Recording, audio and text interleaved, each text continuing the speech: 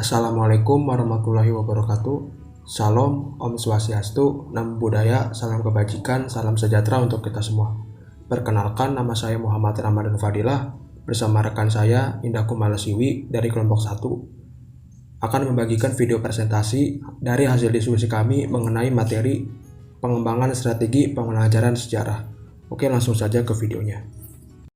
Pengertian pengembangan pembelajaran adalah suatu usaha menggunakan strategi yang sistematis yang juga dilakukan secara efektif untuk mendapatkan suatu hasil prestasi juga keberhasilan dalam kegiatan pembelajaran. Perlu diketahui dalam strategi pembelajaran menjelaskan komponen umum suatu perangkat material secara prosedural haruslah berdasarkan karakteristik siswa, karena material yang dikembangkan dimaksudkan untuk membantu siswa agar memperoleh kemudahan dalam proses belajarnya. Untuk itu, sebelum mengembangkan materi, perlu juga dilihat kembali karakteristik siswa. Menurut Dick and Carey tahun 1985, ia mengemukakan bahwa dalam merencanakan dalam satu unit pembelajaran ada 3 tahap, yaitu yang pertama, mengurutkan dan merumpunkan tujuan ke dalam pembelajaran, lalu yang kedua, merencanakan pra pembelajaran, penyajian informasi, peran mahasiswa, serta pengetesan dalam kegiatan tindak lanjut. Lalu yang ketiga, menyusun alokasi waktu berdasarkan strategi pembelajaran. Dari poin-poin yang disampaikan oleh Dick and Carey, mari kita bahas satu persatu dari poin-poin tersebut. Yang pertama, mengapa harus mengurutkan dan merumpunkan ke dalam pembelajaran?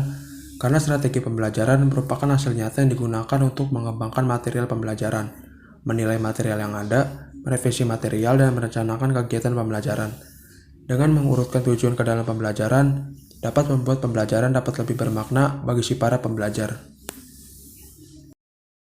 Poin yang kedua, merencanakan pra pembelajaran, penjajian informasi, peran serta mahasiswa, pengetesan, dan kegiatan tindak lanjut.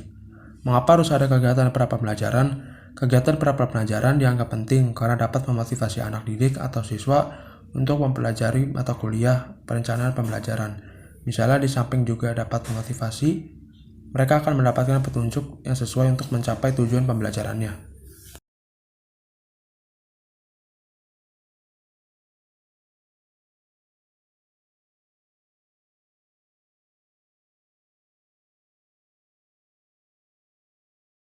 Penyajian informasi. Mengapa harus ada penyajian informasi? Karena dengan adanya penyajian informasi, anak didik, siswa atau mahasiswa akan tahu seberapa jauh material pembelajaran yang harus mereka pelajari nantinya. Lalu selanjutnya ada peran serta siswa. Mengapa peran serta siswa belajar dianggap penting? Anak didik harus diberi kesempatan berlatih dalam setiap langkah pembelajaran sesuai dengan tujuan pembelajaran. Apakah itu dalam bentuk tanya jawab atau mengerjakan soal-soal latihan untuk mencapai tujuan pembelajaran.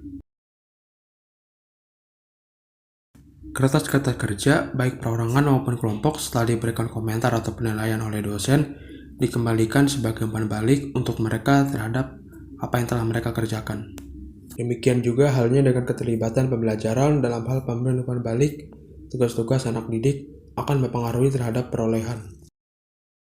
Lalu selanjutnya ada pengetesan.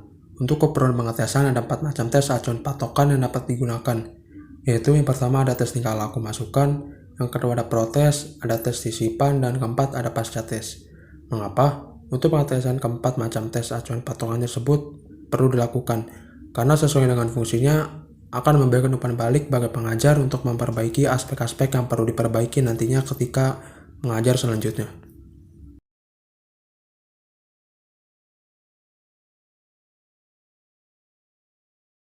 Lalu ada kegiatan tindak lanjut. Apakah kegiatan tindak lanjut harus dilakukan? Mengapa? Karena rancangan pembelajaran dalam mata kuliah atau mata pelajaran tertentu dapat dikuasai seluruhnya oleh anak didik, siswa atau mahasiswa. Diukur pada penguasaan pasca tes. Dalam hal ini, jika di bawah 80% kepada mereka diberikan remedial dan tugas. Kemudian diuji kembali sampai dinyatakan lulus.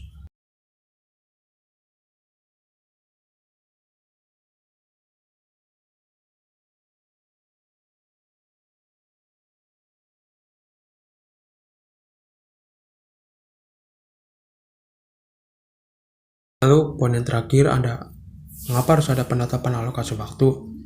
Hal ini dimaksudkan agar menjadi pedoman bagi pelajar dalam pelaksanaan pembelajaran tatap muka, sehingga tidak menyimpang dari alokasi waktu yang sudah ditetapkan.